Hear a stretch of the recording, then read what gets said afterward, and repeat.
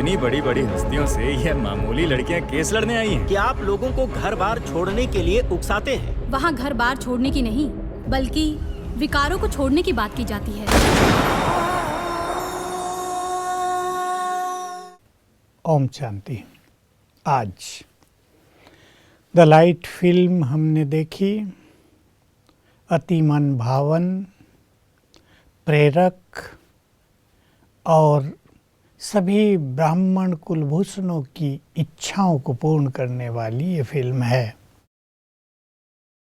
बहुत समय से इच्छा थी कि कोई ऐसी सुंदर फिल्म बने जिससे बाबा के इस महान कार्य की झलक सबको स्पष्ट दिखाई दे। वो इस फिल्म से पूरी तरह स्पष्ट दिखाई दे रही है।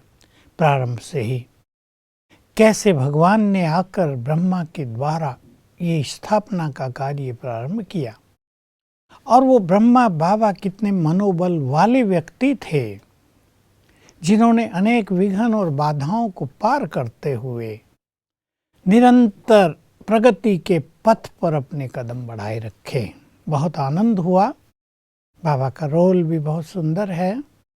एनिमेटेड फिल्म है, लेकिन ऐसा लगता है कि लाइव एक्टर काम कर रहे हैं। बनाने वालों को भी बहुत बहुत मैं धन्यवाद देना चाहता हूँ। मुझे पूर्ण विश्वास है, जैसा मुझे लगा कि इस फिल्म को देखते ही मन आनंद विभोर हो गया। जो भी इसे देखेगा उनका मन आनंद से भरपूर हो जाएगा और जीवन में आत्मज्ञान प्राप्त होगा और अध्यात्म की ओर आकर्षण होगा। मुझे भी ये महसूसता हुई कि अगर मनुष्य को महान कार्य करना हो तो उसे बहुत बोल्ड होना पड़ेगा।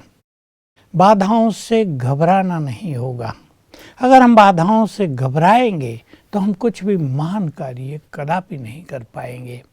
तो बहुत सुंदर फिल्म है, बड़ी आकर्षक है और सभी को प्रभु संदेश देने वाली है। एक महान कार्य की शुरुआत उस समय कैसे की गई, लोगों ने किस तरह विरोध किया। रूढ़िवादी लोग उन चीज़ों का विरोध करते हैं जो उनकी मान्यताओं के विरुद्ध होता है, लेकिन सत्य ज्ञान अलग ही होता है। वो वैसा तो नहीं हो सकता जैसा पहले से चला आ रहा ज्ञान है। तो ये फिल्म सचमुच बहुतों को नई दिशा प्रदान करेगी, जीवन को सहज बनाने की प्रेरणा देगी और भगवान से जुड़ने का एक सुंदर संदेश देगी और सरल मार्ग दिखाएगी। मुझे पूर्ण विश्वास है इसे देखकर अनेकों का कल्याण होगा। सुजीत सरकार जी के द्वारा किया गया ये बहुत सुंदर प्रयास सचमुच प्रशंसनीय है। इसमें जो सीन दिखाए गए हैं वो बिल्कुल वास्तविक हैं, क्योंकि हम आबू में रहते हैं और आबू के सारे सीन ऐसे दिखाए गए जैसे रियल ही हों, हैं ही वो रियल। और ब्रजकोठी या जिस भवन को आग लगाई गई या जहाँ बाबा बनारस में गए, वो उन सब का निर्माण बहुत वास्तविक रूप में किया गया है। तो ऐसा नहीं लगता कि कुछ भी बनावटी है, सब कुछ जैसे रियल है, क्योंकि इन बातों को कोई बहुत लंबा चौड़ा समय नहीं गुजरा है।